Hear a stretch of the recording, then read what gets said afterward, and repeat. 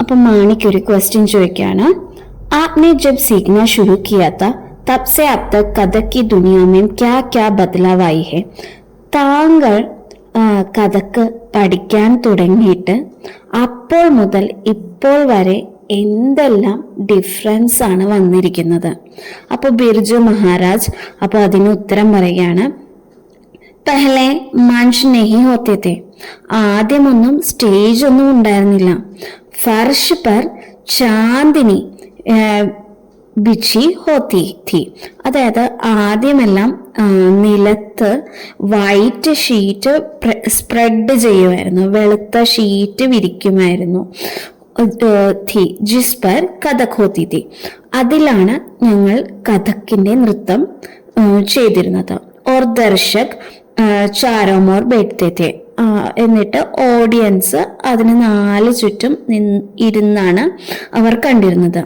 Shringar കേലിയെ Chandan ലേപ് or ഹോട്ടോം രംഗനെ കേലിയെ pan ഹോത്തെ थे, അതായത് മേക്കപ്പിന് വേണ്ടി ചന്ദനത്തിന്റെ ലേപവും അതേപോലെ ഹോട്ട് രംഗനെ കേലിയെ എന്ന് പറഞ്ഞാൽ ചുണ്ട് ചോപ്പിക്കാൻ വേണ്ടിയിട്ട് പാനുമാണ് യൂസ് ചെയ്തിരുന്നത്. पहले नर्तक कथा के दृश्यों का ऐसे विस्तृत वर्णन करते थे कि दर्शक के सामने पूरा दृश्य खींच जाता था. ആദ്യം തന്നെ നർത്തകൻ ഓഡിയൻസിന്റെ മുന്നിൽ ആ കഥ എന്തെന്ന് നന്നായി ഡിസ്ക്രൈബ് ചെയ്യുമായിരുന്നു. അതായത് ആ ദൃശ്യം മുഴുവനുമായും അവരുടെ മുന്നിലേക്ക് കൊണ്ടുവരാൻ വേണ്ടിയിട്ടാണ് അത് ചെയ്തിരുന്നത്. കി കേസി ഗോപിയോനെ ഖട ഉടായ ധീമി चाल से पनघट की ओर चली, पीछे से कृष्ण चुपचापाയ कंकड़ उठाया और दे मारा. അതായത് ഗോപ സ്ത്രീകൾ എങ്ങനെയാണ് കുടങ്ങൾ പിക്ചേഴ്സ് അല്ലെങ്കിൽ കുടങ്ങൾ എടുത്തുകൊണ്ട് പതുക്കെ പതുക്കെ വളരെ സ്ലോയില് ലേക്ക് അല്ലെങ്കിൽ റിവർ ബാങ്കിന്റെ അടുത്തേക്ക് പോയതും പുറകെ ശ്രീകൃഷ്ണൻ വളരെ നിശബ്ദനായി വരികയും താഴെ കിടന്നിരുന്ന ഒരു ഉരുളൻ കല്ല് അല്ലെങ്കിൽ പെബിൾ എടുത്തിട്ട് അവരുടെ കുടങ്ങളിൽ എറിയുകയും എങ്ങനെയാണ് ചെയ്തത് എന്ന് എല്ലാം. അബി സിർഫ് പൻഘട്ട് കി ഗത് ദേക്കോ, പിന്നീട് പറയും നിങ്ങൾ ആ റിവർ ബാങ്കിലേക്ക് നോക്കൂ എന്ന് പറയും. കഹ്കർ ബാക്കി ദർശക് കി കൽപ്പന പർ ചോർ ദിയ, അത് പറഞ്ഞിട്ട് ബാക്കി ഈ ഓഡിയൻസിന്റെ ഇമാജിനേഷന് വിട്ടുകൊടുക്കും. അങ്ങനെയൊക്കെ ആയിരുന്നു.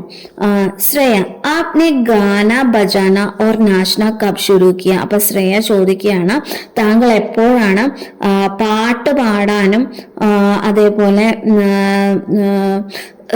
നൃത്തം ചെയ്യാനും തുടങ്ങിയത്? അപ്പൊ ബിർജു മഹാരാജ് അതിന് ഉത്തരം പറയുന്നുണ്ട്. ബഹുത് ചുട്പൻ സെ ഹി തബല പേറ്റ്ന ശുരു ദിയാ ഥ, വളരെ ചെറുപ്പത്തിൽ തന്നെ തബല ഉപയോഗിക്കാൻ ഞാൻ തുടങ്ങിയിരുന്നു. ചാച്ചാ നെ കഹ ലഡ്കെ കെ ഹാത്ത് മേ ലേ ഹെ, അപ്പോൾ എന്റെ അമ്മാവൻ പറയുമായിരുന്നു ഇവന്റെ കൈകൾക്ക് താളമുണ്ടെന്ന് പറയുമായിരുന്നു. 5 साल के होते होते हारमോണിയം पर ലഹര ബജാനെ ലഗ, 5 വയസ്സായപ്പോൾ ഞാൻ ഹാർമോണിയം വായിക്കാൻ തുടങ്ങി. സബ്കോ ഖുഷ് കർനെ കെ ലിയെ ഫിലിം ഗാനെ ഭി ഖൂബ് ഗാതാ ഥാ, എല്ലാവരെയും സന്തോഷിപ്പിക്കാൻ വേണ്ടി സിനിമാ ഗാനങ്ങളും നന്നായി പാടുമായിരുന്നു. ഏക് ബാർ സബ്കി ഫർമായിഷ് പർ സുരയ്യ കി ഏക് ഗാനെ പർ ദേർ തക് നാച്ച, ഒരു തവണ എല്ലാവരുടെയും ആവശ്യപ്രകാരം സുരയ്യ എന്ന് പറയുന്ന ഒരു സിനിമാ ഗാനത്തിന് ഞാൻ ഒരുപാട് നേരം നൃത്തം ചെയ്തു. ബഹനോംനെ ബഡേ ഷോക്ക് സെ ബിന്ദി ചുന്നി സെ സജായ, എൻ്റെ സിസ്റ്റേഴ്സ്, എൻ്റെ പെങ്ങന്മാർ അല്ലെങ്കിൽ എൻ്റെ സിസ്റ്റേഴ്സ് എന്നെ വളരെ ഇഷ്ടത്തോടെ ബിന്ദിയും ദുപ്പട്ടയും ഒക്കെ അണിയിച്ചു. തബ് തക് ചാച്ച ആ ഗയ, അപ്പോഴാണ് പെട്ടെന്ന് അമ്മാവൻ കയറി വരുന്നത്. ബസ് ഡെർ के मारे तुरंत सब कुछ उतार फेंका और छिप गया, പെട്ടെന്ന് ഞാൻ എൻ്റെ ദേഹത്തുണ്ടായിരുന്ന ബിന്ദിയും ദുപ്പട്ടയും എല്ലാം ഊരി എറിഞ്ഞിട്ട് ഞാൻ പോയി ഒളിച്ചു. അപ്പോൾ ഇവിടെ മാണിക്ക് ഒരു ക്വസ്റ്റ്യൻ ചോദിക്കുന്നുണ്ട്. ശാസ്ത്രീയ നൃത്യം ഓർ ലോക നൃത്യമേ ക്യാ അന്തർ ഹെ, അതായത് ക്ലാസിക്കൽ ഡാൻസ് ശാസ്ത്രീയ നൃത്തവും ലോക നൃത്തവും തമ്മിൽ എന്താണ് വ്യത്യാസം? What is the difference? അപ്പോൾ ബിർജു മഹാരാജ് അതിന് ഉത്തരം പറയുന്നുണ്ട്. ലോക നൃത്യ സാമൂഹിക് ഹോത്തെ ഹെ. ലോക നൃത്യം എന്ന് പറയുന്നത് സാമൂഹികമാണ്, സോഷ്യലാണ്. ദിൻ ഭർ കി മെഹനത് കെ ബാദ് ലോഗ് थकान दूर करने और മനോരഞ്ജൻ കെ ലിയെ ഇക്കട്ടാ മിൽക്കർ നാസ്തേ ഹെ. അതായത് ഒരു ദിവസത്തെ മുഴുവനും ജോലിക്ക് ശേഷം അവരുടെ ക്ഷീണം മാറ്റാനും അതേപോലെ എന്റർടൈൻമെന്റിന് വേണ്ടിയിട്ട് എല്ലാവരും ഒത്തുകൂടി നൃത്തം ചെയ്യുന്നു. അതാണ് ലോകനൃത്തം. ദൂസരി ഓർ ശാസ്ത്രീയ നൃത്തമേ ഏക നർത്തക് അക്കേല ഹി കാഫി ഹോത്താ ഹെ. അതേസമയം ശാസ്ത്രീയ നൃത്തത്തിലാണെങ്കിൽ, ക്ലാസിക്കൽ ഡാൻസിലാണെങ്കിൽ ഒരേ ഒരു നർത്തകൻ മാത്രം മതി. ലോക നൃത്യം നാച്ചനെ വാലോം കെ അപ്നെ മൻ ബഹ്ലാന ഓർ സന്തുഷ്ടി കെ ലിയെ ഹോത്തെ ഹെ. അതായത് ലോകനൃത്യം എന്ന് പറയുന്നത് അത് നൃത്തം ചെയ്യുന്നവർ തങ്ങളുടെ മനസ്സിന്റെ സന്തോഷത്തിന് വേണ്ടിയിട്ടാണ് അവരത് ചെയ്യുന്നത്. ജബ്കി ശാസ്ത്രീയ നൃത്തം ദർശകോം കെ ലിയെ ഹോത്തെ ഹെ. അതേസമയം ക്ലാസിക്കൽ ഡാൻസ് എന്ന് പറയുന്നത് വ്യൂവേഴ്സിന് വേണ്ടിയിട്ടുള്ളതാണ്. ശുരുമേം കഥാവാചക് ബി ലോകനൃത്യ ഹുവ കർത്താത്ത. ആദ്യമെല്ലാം കഥ പറഞ്ഞിരുന്നത് ലോകനൃത്യത്തിന്റെ രൂപത്തിലായിരുന്നു. ധീരെ ധീരെ ജബ് ഉസ്കി ഖാസ് ശൈലി വ രൂപ് നിശ്ചിത ഹോത്താ ഗയ. പിന്നീടാണ് അതിന് ഒരു പ്രത്യേക ശൈലിയും ഒരു രൂപവുമെല്ലാം വരാൻ തുടങ്ങിയത്. തോ വഹ് ശാസ്ത്രീയ നൃത്യം ഹോ ഗയ. അങ്ങനെ ശാസ്ത്രീയ നൃത്യം ഉണ്ടായി. അതായത് ലോക നൃത്തത്തിൽ നിന്നും തന്നെ ആണ് ശാസ്ത്രീയ നൃത്തവും ഉണ്ടായത് എന്നിവിടെ ബിർജു മഹാരാജ് പറയുന്നു.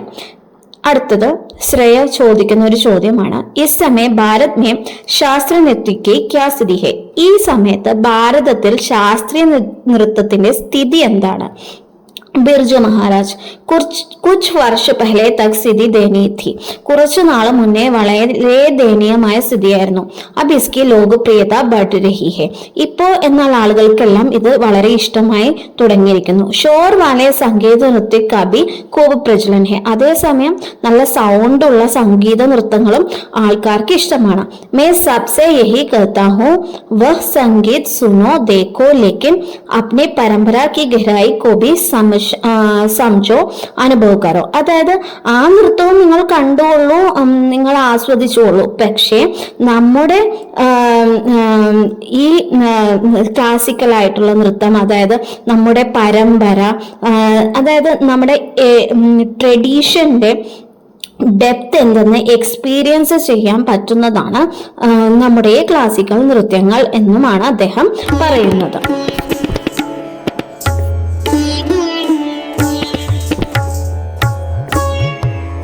അപ്പോ തനുശ്രീ ഇവിടെ ഒരു ചോദ്യം ചോദിക്കുന്നുണ്ട്. കർണാടക് और हिंदुस्तानी शैली के संगीत की तरह क्या दक्षिण और उत्तर के नृत्य में भी अंतर है? അതായത് കർണാടക സംഗീതം അല്ലെങ്കിൽ ഹിന്ദുസ്ഥാനി സംഗീതം, ഇതിന് രണ്ടിനും അതിൻ്റെതായ ശൈലിയുണ്ട്. അതേപോലെ തന്നെയാണോ സൗത്ത് സൈഡിലെയും നോർത്ത് സൈഡിലെയും നൃത്തങ്ങൾ തമ്മിലും ഡിഫറൻസസ് ഉണ്ടോ എന്നിവിടെ തനുശ്രീ ചോദിക്കുന്നുണ്ട്. അപ്പൊ ബിർജു മഹാരാജ് അതിന് ഉത്തരം പറയുന്നുണ്ട്. കഥക്, ഭരതനാട്യം, കുച്ചിപ്പുടി, കഥകളി, മോഹിനിയാട്ടം, ഒഡീസി, മണിപ്പൂരി ഈ ശാസ്ത്രീയ നൃത്യക്ക് പ്രമുഖ ശൈലിയാണ്. ഇവയെല്ലാം ശാസ്ത്രീയ നൃത്തത്തിന്റെ പ്രമുഖമായ ശൈലികളാണ്. സംഗീത് ഓർ ഗാനെ കി ഢങ് കാ അന്തർ തോ ഹി ഹെ. അതായത് സംഗീതത്തിന്റെയും ആ രാഗങ്ങളുടെയും രീതി തന്നെ വേറെയാണ്. ഉസ്കെ അതിരിക്ത് ബി ഹർ नृत्य की अपनी लय और भाव ഭംഗിമ ഹെ. അതായത് എല്ലാ നൃത്തത്തിനും അതിൻ്റെതായ ലയവും താളവും അതേപോലെ ഭാവവും ഭംഗിയുമുണ്ട് എന്നാണ് ഇവിടെ പറയുന്നത്. की ഭാവ ഭംഗിമ ദൈനിക് ജീവൻ സെ ലീ ഗയി ഹോത്തി ഹെ. അതായത് കഥക്കിന്റെ ഭാവഭംഗി എടുത്തിരിക്കുന്നത് നിത്യജീവിതത്തിൽ നിന്നാണ്. ഓർ ഭരതനാട്യമേ മൂർത്തികലാസെ. അതേപോലെ ഭരതനാട്യത്തിൽ മൂർത്തികലയിൽ നിന്നാണ് അതിന്റെ ഭാവഭംഗി എടുത്തിരിക്കുന്നത്. ഭരതനാട്യമേ ദോനോ ഭാവോം കാ ഇക്കട്ടാ പ്രयोग होते हैं. ഭരതനാട്യത്തില് ഇവ രണ്ടിന്റെയും, മൂർത്തികലയുടെയും നിത്യജീവിതത്തിന്റെയും, ഇതിന്റെ രണ്ടിന്റെയും ഭാവങ്ങൾ നമുക്ക് കാണാൻ കഴിയും. ഓർ കഥക് മേം ബാരി ബാരിസി. അതേപോലെ കഥക്കിലാണെങ്കിൽ കുറച്ചു കുറച്ചായി അവിടെ ഇവിടെ നമുക്ക് കാണാൻ കഴിയും. ഒഡീസി ഓർ മണിപ്പൂരി മേം കോമൽത്ത ഹെ. അതേസമയം ഒഡീസിയിലും മണിപ്പൂരി നൃത്തത്തിലും അതിൻ്റെതായ ക്യൂട്ട്നെസ് അല്ലെങ്കിൽ കോമലത ഉണ്ട്. കഥകളി മേം ഓജ് ഹെ. അതേസമയം കഥകളിയിൽ എനർജിയാണ് കൂടുതലുള്ളത്. കഥക് മേം ദോനോം ഹെ. കഥക്കില് ഇത് രണ്ടുമുണ്ട്, ക്യൂട്ട്നെസ്സും എനർജിയും ഉണ്ട്. കഥക് മേം ഗർദൻ കോ ഹൽക്കെ സെ ഹിലായ ജാത്ത ഹെ. അതായത് കഥക്കിലാണെന്നുണ്ടെങ്കിൽ നമ്മുടെ കഴുത്ത് വളരെ പതുക്കെയാണ് ഇളക്കുന്നത്. ചിരാഗ് കി ലോ കി സമാൻ, അതായത് ഒരു ലാമ്പിന്റെ ഫ്ലെയിം പോലെയാണ് കഴുത്ത് പതുക്കെ പതുക്കെ ഇങ്ങനെ ഇളക്കുന്നത്. ഇസി പ്രകാർ ഉംഗലിയോം ബി ബഹുത് ധീരെ സെ ഹിലായി ജാതി ഹെ. അതുപോലെ തന്നെയാണ് വിരലുകളും വളരെ പതുക്കെയാണ് അതിന്റെ ചലനങ്ങൾ പോകുന്നത്. ജേസെ ഗുങ്കട്ട് പക്കടനേമേ യാ ഗുങ്കട്ട് ഉഡാനേമേ, അതായത് മണവാട്ടികൾ ധരിക്കുന്ന ഘുങ്കട്ട്, അതായത് ഒരു വെയിൽ, ആ വെയില് പൊക്കുന്നതും താഴ്ത്തുന്നതും പോലെയാണ്. ഉംഗലിയോം जोर जोर से हिला नहीं कि चाचा जी तुरंत टोकते थे. घूंघट उठा रहे हो या तंबू, അതായത് എങ്ങാനും വിരലുകൾ ചലിച്ചില്ല എന്നുണ്ടെങ്കിൽ വേഗം അവിടെ നിന്ന് എൻ്റെ അമ്മാവൻ വിളിച്ചു ചോദിക്കുമായിരുന്നു, ഘുങ്കട്ട് അതായത് വെയിലാണോ നീ ഉയർത്തുന്നത് അല്ലെങ്കിൽ വല്ല ടെന്റാണോ ഉയർത്തുന്നത് എന്ന് ചോദിക്കുമായിരുന്നു. അലി സമയമേം ആപ് ക്യാ കർത്തേ ഹെ. അപ്പോൾ വേഗം മാണിക്ക് ഇവിടെ ഒരു ചോദ്യം ചോദിക്കുന്നുണ്ട്, താങ്കൾ ഫ്രീ ടൈമിൽ എന്താണ് ചെയ്യുന്നത്? അപ്പോൾ ബിർജു മഹാരാജ് അതിന് ഉത്തരം പറയുന്നുണ്ട്, ഖാലി തോ ഹോത്തേ ഹി നഹി ഹെ. അതായത് ഫ്രീ ടൈം സാധാരണ ഉണ്ടാവാറേ ഇല്ല. നീന്ത് മേമ്പി ഹാത്ത് ചൽത്താ രഹത്താ ഹെ. ഉറങ്ങുന്ന സമയത്ത് പോലും കൈകൾ ചലിച്ചുകൊണ്ടേയിരിക്കും. മെഷീനോ മേം മൻ ഖൂബ് ലഗ്താ ഹെ. അതായത് മെഷീൻസിൽ എനിക്ക് ഒരുപാട് ഇൻട്രസ്റ്റ് ഉണ്ട്. അഗർ മേം നർത്തക് നാ ഹോത്താ തോ ഷായദ് എഞ്ചിനീയർ ഹോത്ത. ഒന്നുകിൽ ഞാൻ നർത്തകനല്ലായിരുന്നെങ്കിൽ ഞാനൊരു എഞ്ചിനീയർ ആയേനെ. കോയി ബി മെഷീൻ യാ യന്ത്ര ഖോൽക്കർ ഉസ്കെ കൽപുർഷ് ദേഖ്നെ കി ജിജ്ഞാസ ഹോത്തി. ഏതെങ്കിലും ഒരു മെഷീൻ തുറന്നിട്ട് അതിൻ്റെ ഉള്ളിൽ നോക്കാൻ എനിക്ക് വളരെ ഇൻട്രസ്റ്റ് ആണ്. തുമേ ജാൻകർ ഹൈരാനി ഹോഗി കി മേ അപ്ന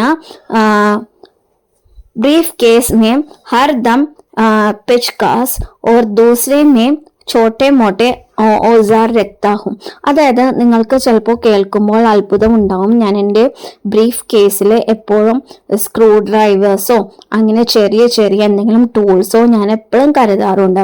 കബി അപ്ന പങ്ക ഫ്രിഡ്ജ് ടീക്ക് കിയാത്തോ കബി ഓർ മെഷീന. ചിലപ്പോൾ ഞാൻ എൻ്റെ ഫാനും ഫ്രിഡ്ജൊക്കെ ഞാൻ തന്നെയാണ് നന്നാക്കുന്നത്, അല്ലെങ്കിൽ മറ്റ് മെഷീനുകളും. ബേട്ടി ദാമാദ് ചിത്രകാർ ഹെ. അതായത് എൻ്റെ മകളും മരുമകനും ചിത്രകാരന്മാരാണ്. ഉനേം ദേക്കർ പെയിന്റിംഗ് ബനാനെ കാ ഭി ഷോക്ക് ഹോ ഗയ. അവരെ കണ്ട് കണ്ട് എനിക്ക് പെയിന്റിംഗ് ഉണ്ടാക്കാനും വളരെ ഇൻട്രസ്റ്റ് ആണ്.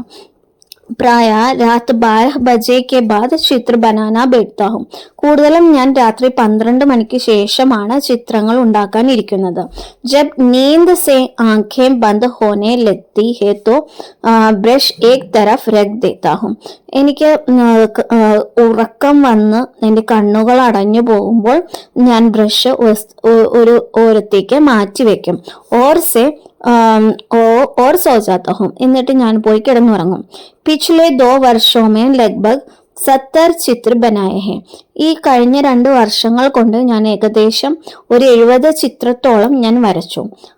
അപ്പോൾ വീണ്ടും ശ്രേയ ചോദിക്കുന്നുണ്ട്, अगर कोई बच्चा गाना बजाना या नृत्य सीखने चाहे पर घर के लोग ना चाहते हो तो ऐसे में क्या करना चाहिए? അപ്പം ശ്രേയ ഇവിടെ ചോദിക്കുന്ന ചോദ്യം ഇതാണ്, ഏതെങ്കിലും ഒരു കുട്ടി പാട്ട് പാടാനോ അല്ലെങ്കിൽ സംഗീതത്തിനോ അല്ലെങ്കിൽ നൃത്തം പഠിക്കാനോ ആഗ്രഹിക്കുന്നുണ്ട്, പക്ഷെ അവന്റെ വീട്ടുകാർ സമ്മതിക്കുന്നില്ല എന്നുണ്ടെങ്കിൽ അവൻ എന്ത് ചെയ്യണം? അപ്പൊ ബിർജു മഹാരാജ് ഇവിടെ ഉത്തരം പറയുന്നുണ്ട്, आजकल के माँ बाप से मेरी विनती है कि यदि बच्चे की रुचि है तो उसे ले के साथ खेलने दे.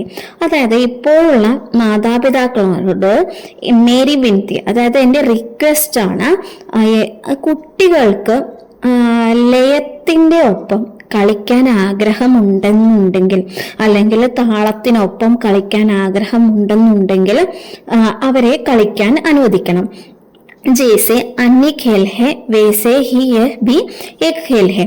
അതായത് മറ്റു കളികൾ പോലെ, ഗെയിംസ് പോലെ ഇതും ഒരു കളി തന്നെയാണ്. ജിസ്മേം ബഹുത് കുച്ച് സീഖ്നെ കോ മിൽത്തെ ഹെ. ഇതിൽ ഒരുപാട് കാര്യങ്ങൾ പഠിക്കാനായി കിട്ടുന്നുണ്ട്. ഇസ് ഖേൽ മേം ദുനിയ മേം സന്തുലൻ, സമയ का अंदाज व सदुपयोग बच्चे को भौतिक विकास के लिए बहुत महत्वपूर्ण है.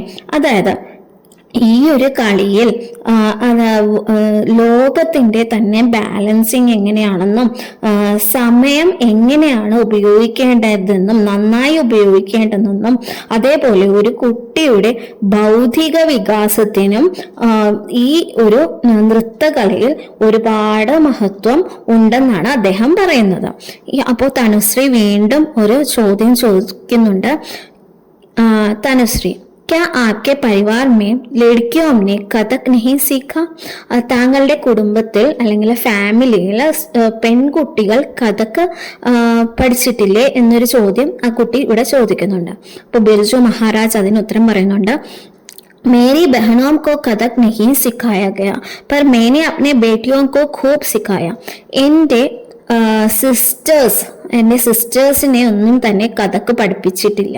അതേസമയം എൻ്റെ പെൺമക്കളെ ഞാൻ നന്നായി കഥക്ക് അഭ്യസിപ്പിച്ചിട്ടുണ്ട്. ലड़कियों के पास शिक्षा या कोई ना कोई हुनर अवश्य होना चाहिए. അതായത് പെൺകുട്ടികളുടെ കയ്യിൽ ഒന്നില്ലെങ്കിൽ അവർക്ക് നല്ല ലേണിംഗ് കപ്പാസിറ്റി ഉണ്ടായിരിക്കണം, പഠിപ്പ് വേണം. അല്ല എന്നുണ്ടെങ്കിൽ എന്തെങ്കിലും ഒരു ഹുനർ എന്ന് പറഞ്ഞാൽ എന്തെങ്കിലും ഒരു കല അല്ലെങ്കിൽ എന്തെങ്കിലും അവർക്ക് സ്വയം തൊഴിൽ ചെയ്യാൻ പറ്റുന്ന എന്തെങ്കിലും ഒരു കാര്യം അവരുടെ കയ്യിൽ ഉണ്ടായിരിക്കണം. ചാഹിയെ താക്കി വേ ആത്മനിർഭർ ഹോ സക്കെ. എങ്കിൽ മാത്രമേ അവർക്കൊരു self esteem and self confidence ഉണ്ടാവുകയുള്ളൂ.